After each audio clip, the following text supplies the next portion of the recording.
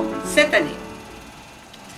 Donc un jour, avec l'aide d'une autre association d'Antibes, nous avions décidé de créer une structure où nous pourrions faire évoluer la personne handicapée déjà devenue adulte, mais qui n'est pas pris en charge par la société.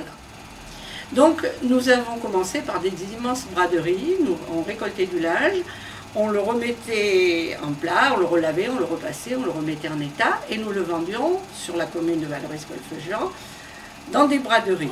Il y avait tellement de linge partout qu'il a fallu après imaginer une structure à plein temps.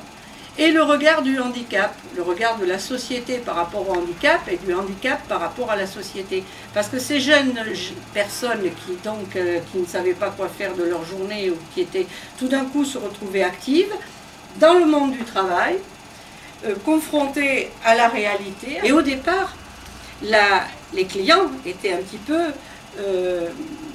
ils n'osaient pas trop leur parler parce que c'est quand même le handicap mental, hein, entre autres. Mais bon, c'est le handicap.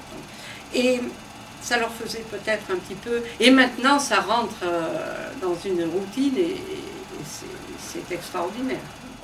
De façon à ce qu'il peut être vendu. Là, vous avez actuellement une jupe en cuir.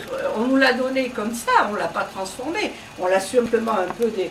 Bon, c'est une jupe en cuir comme ça doit valoir bien 200 €, hein, neuf.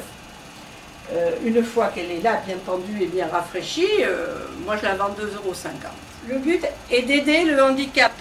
Bien sûr que si on fait des bénéfices, on les sort un petit peu et on leur prépare quelques activités. Ça, c'est le but aussi. Et l'association consiste à aider le handicap dans la structure de l'évolution du handicap. Nous, quand nous avons démarré l'association, je pensais qu'on allait faire 1 ou 2 braderies de temps en temps. Et puis le linge commençait à s'accumuler. Les derniers temps, j'en avais même sous mon lit. Hein. Il fallait absolument trouver... commencer par trouver des garages pour placer, et puis après, non, il fallait le vendre. L'évolution du handicap, oui, même sur le plan social, en France, oui, maintenant on ne se retourne plus sur un fauteuil roulant, Dieu merci. Au niveau de cette association, Jacqueline et les bénévoles et les handis sont très prises par l'atelier. Donc Jacqueline ne souhaite pas s'occuper de tout ce qui est relation avec la presse, avec la mairie, avec les différentes associations, avec les structures qui sont dans la commune. Et c'est donc moi qui à chaque fois vais aux assemblées générales avec le badge Ensemble pour le handicap et qui représente cette association. Alors je m'occupe de quoi? De ce qui fait le nerf de la guerre, hein, savoir les adhésions. Donc je fais adhérer les gens, nous sommes à près de 200 adhérents, ce qui n'est pas mal pour une petite association. Le rôle social de l'association me tient à cœur. Étant donné la position que j'occupe, j'ai besoin de cette association. Nous avons besoin d'un endroit où les gens puissent se vêtir à moindre coût.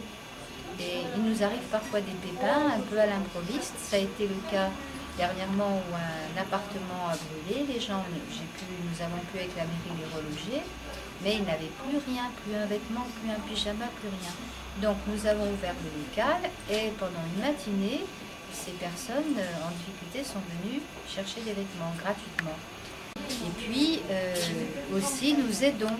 Nous avons une petite qui était autiste et sa maman avait absolument besoin d'une voiture. Donc, nous avons fait appel à nos relations, donc moi aux miennes, en particulier les Lions Club, les associations.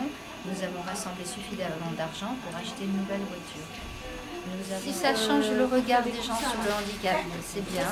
Et puis surtout, ça permet aux handicapés de se sentir utiles. On retrouve comme une famille ici.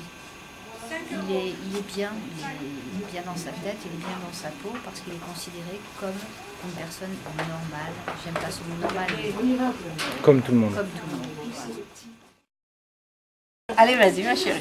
Explique pourquoi tu es là. Voilà, exactement, c'est ça. Bonjour, voilà, je suis ici pour travailler. Comme je suis malade, je suis greffée d'un rein. Donc voilà, ça fait depuis 15 ans maintenant. Donc je ne trouvais pas de travail. J'ai essayé de trouver pour être bénévole quelque part. Et quand j'ai appris qu'il y avait un atelier qui était ici, et ben je suis venue travailler. Essayer les clients, trier les vêtements, les mettre en place. Moi moi, ça m'apporte beaucoup de bien. Parce que je vois des gens, je peux parler. Quand on a fini de travailler, on peut discuter. Tout se passe bien. Je suis très contente d'être ici, en tout cas. J'étais à 10h30, je me lève, je me prépare. L'après-midi, c'est calme. Moi, ça me fait plaisir de travailler. C'est mieux d'avoir du monde autour de moi. Je reçois des clients, des gens, des dames, et je suis très contente. Des gens, ils me donnent du linge qu'on revend à l'handicap. Tout est propre, des draps, des serviettes, des torchons. Tout est bien. Et le magasin, il est très bien installé. Au début, je venais comme ça un petit peu... Mais moi, elle m'apporte que je vois beaucoup de monde, je vois des clients, je vois des gens gentils. On finit par fonder une petite famille. Hein. Et puis avec les personnes qui travaillent autour de nous ici, on a un petit noyau, disons, assez solide. Et pour Corinne? Pour Corinne, elle, il n'y a pas de... Si je la privais de venir, ça serait une punition. Voilà. Si je lui disais non, tu n'y vas plus, ça serait vraiment une punition. D'ailleurs, elle envisage ça comme un travail. Parce qu'à ses frères et sœurs, ses neveux, ses nièces, elle leur dit non, moi aussi je travaille.